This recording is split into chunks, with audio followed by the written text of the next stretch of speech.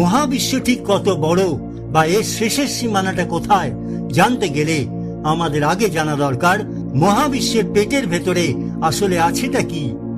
জ্যোতির্পদার্থবিজ্ঞানীদের ব্যাখ্যা অনুযায়ী মহাবিশ্বে রয়েছে আনুমানিক 200 বিলিয়ন বা 20,000 কোটি থেকে 2 ট্রিলিয়ন বা 2 লক্ষ কোটি গ্যালাক্সি। প্রতিটি গ্যালাক্সিতে রয়েছে আবার কোটি কোটি নক্ষত্র, রয়েছে গ্রহ থেকে গ্রহাণু, ব্ল্যাক হোল, নীহারিকা, ডার্ক ম্যাটার ও ডার্ক এনার্জি।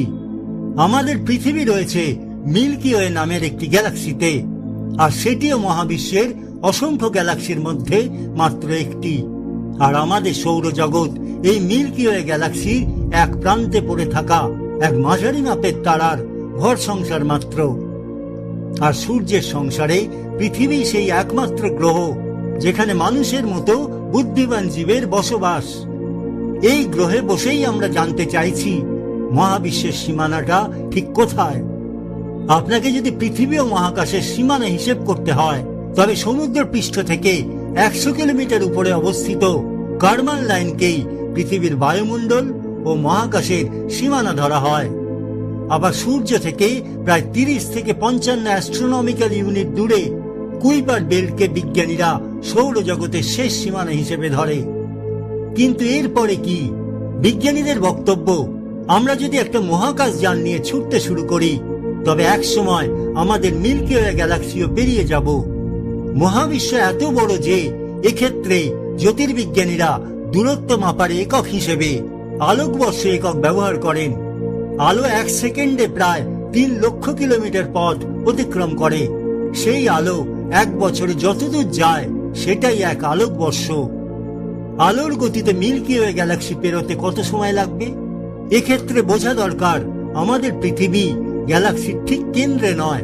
আমরা মিল্কি ওয়ের কেন্দ্র থেকে প্রায় 26,000 আলোকবর্ষ দূরে আছি।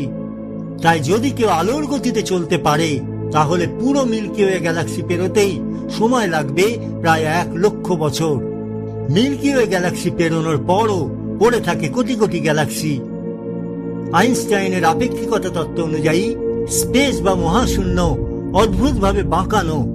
ফলাফল, আপনি যদি একটি সরল রেখা বরাবর অনন্তকাল ভ্রমণ করেন তবে আপনি কোনো শেষ প্রান্তে পৌঁছবেন না, বরং পৃথিবীর উপরিভাগের মতো ঘুরে আবার আগের জায়গাতেই ফিরে আসার সম্ভাবনা রয়েছে। তাহলে মহাবিশ্বের শেষ ও তার ওপাশে কি আছে তা আমরা জানবো কি করে? মহাবিশ্ব অসীম নাকি সসীম তা নিয়ে বিতর্ক থাকলেও আধুনিক বিজ্ঞান মনে করে মহাবিশ্বের কোনো নির্দিষ্ট বা ভৌত শেষ সীমানা নেই। এটি প্রতিনিয়ত সব দিকে প্রসারিত হচ্ছে, যার ফলে কোনো নির্দিষ্ট দেওয়াল বা প্রান্ত খুঁজে পাওয়া অসম্ভব।